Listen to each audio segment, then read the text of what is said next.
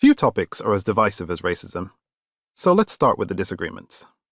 Even the most basic question about racism is still, apparently, a source of great division and debate. Consider the simple question, does racism still exist? By this I don't mean, is it possible that one person's uncle somewhere in a small town still makes the occasional off-color remark? I mean something bigger than that, and I think most other people do too when they ask that question. If I had to translate, does racism still exist, into more rigorous terms, I think it'd be fair to phrase it something like this.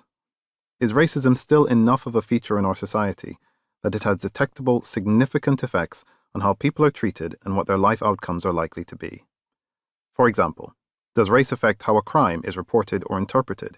Does race affect how likely you are to be supported in your graduate studies, or hired for a job, or given the appropriate treatment by a doctor, or shot by a police officer?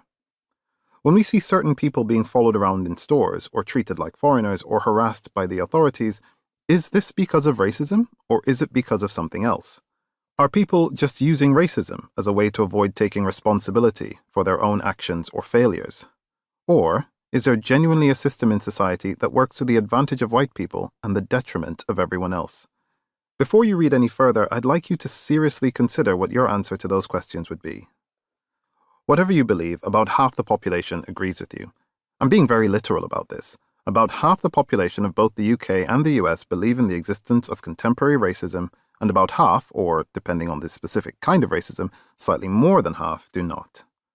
According to a representative 2018 Guardian poll of British adults, more than half of those polled thought that minorities faced less or the same discrimination as white people in the news, 53%, in TV or films, 60%, in the workplace, 54%, in access to finance, 57%, access to jobs, 52%, university, 52%, or good schooling, 54%.